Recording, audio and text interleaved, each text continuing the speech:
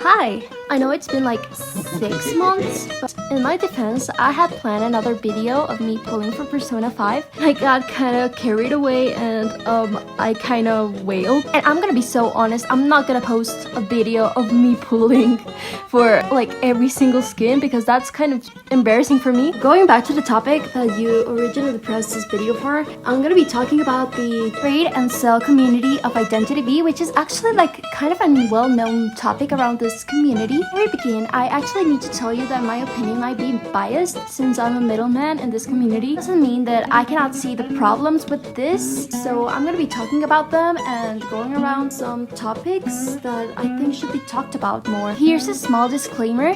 My English isn't good and my gameplay isn't good because I'm quite literally Spider 2, and at the time of recording this, I was Hound 1. So with that out of the way, let's just begin this video. Trading and selling is something every single gaming community has and will always have. It's mainly practiced because of the existence of limited items that cannot be acquired in any other way. For example, Fortnite with their limited Battle Pass skins, League of Legends had their new gacha system, Cookie Run, Overwatch, and even Dead by Daylight with crossovers that potentially never come back. identityv is like no stranger to this, especially because they have limited items all over the place and crossovers coming every single day. It's clear to say that the TSB community has been growing very strong. Let's just say that this community in the past wasn't as very safe as it is now. When I tell you, people got scammed every single day and like every single time just for trading their accounts, it was crazy. Myself, I got scammed an account with Makoto and Kim and so many other skins. It was so sad. But just like in every single trading community, scamming is like something you cannot avoid, even if you use a middleman. I think this community has so many stuff that they could improve on. Just be real, because this community has been absolutely nuts ever since it started. Just say that some of the skins aren't actually that valuable because like they are just sold at high prices because they want that old gen status. I'm gonna be so real, most of the first season skins are so fucking ugly. Looking at you, Madam Coral. And I'm gonna be so real, there were some funny moments such as the Gilda account incident and everyone getting Poland S tier only for it to be valued at $10. Also some not very fun moments such as all the times people have figured out how to steal accounts. Not to speak of the return of precious crossovers such as Junji Ito making Tommy literally be $10 instead of 1k. People act up so fucking mean only because their how to smurf with 5 leeches and minus 5k Echoes will now be worthless. I'm just gonna say it, most of you guys don't care about the skins, you just care about selling your account for 1k dollars. And honestly fair.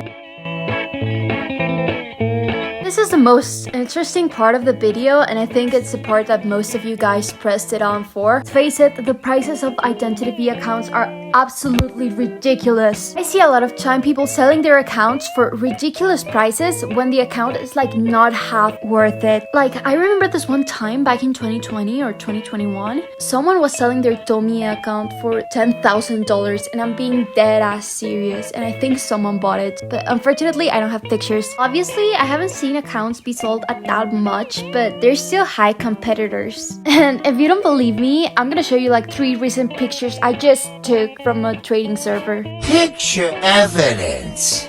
I'm gonna put a perspective of how much money that is. $1,000 is 20,000 pesos. And with 20,000 pesos, you can rent apartments, literally. And I'm not even exaggerating. Like, I'm gonna show you some examples of these apartments that are nearby my house. You can rent some of them for even more than 1 month with that amount of money.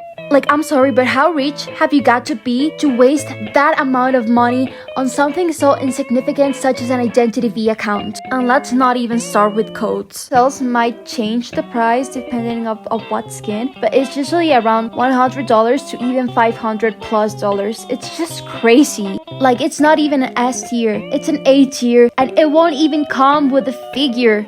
Like, bro, you can just buy it from the website. No, it's your favorite character, but are you really going to spend crazy crazy amounts of money for something that you might not even use as much. Now let's talk about middlemen. Let's just say sometimes the prices for a middleman can be kind of crazy. Because I'm one, but in some servers such as illusionhall, a middleman could cost you around $20 or even more. Get it? We need to pay middlemen sometimes because some trades may take around 2 hours or even more. But honestly, let's be real, in what world is someone going to pay an 8% of the total transaction for fee? How? And I'm not even going to lie to you guys, I'm sometimes guilty of that, but I needed a reality check. NetEase is known for being very against trading, even having some report options for the times it's been mentioned in global chat. And yes, they have taken some matters to their own hand, but they're awful. At one time that they started a massive ban wave for trading accounts. This was implemented around last year, and it happened when someone from a different IP from yours entered the account. And it didn't matter if it was your friend just playing in your account, if it had a different IP you would get banned for 10 years. Thankfully, this was fixed, but 10 years? Damn! But they also did some good things, such as bring all crossovers back.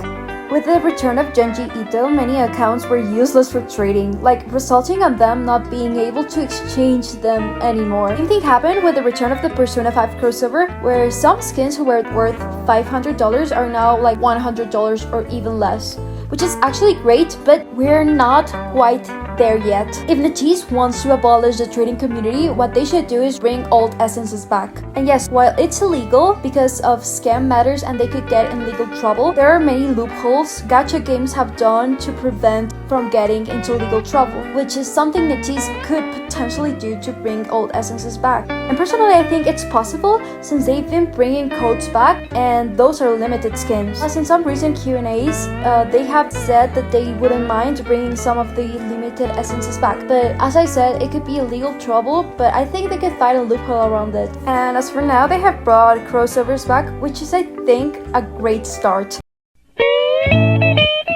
And this, I think trading is a great tool, but we should be more mindful about it. When you're going to buy an account, just be mindful of the money you have and think of what are the things you could use that money for. If you still want that account, just go ahead and get it. I'm not gonna stop you, and no one is gonna stop you, but just be safe. Use a middleman. I know it might be hard to find a middleman, but some of them are free. Just go ahead and look for them, and don't be paying exaggerated prices. I know you can find one for $5 or even less. Like, some of them are free, you know? Yeah, that's basically the video. I'm sorry, I might not post much because I'm going away for college, and yeah, but like, I just wanted to talk about it, and I'm still around identityv, so if you see me around in a match, no you didn't.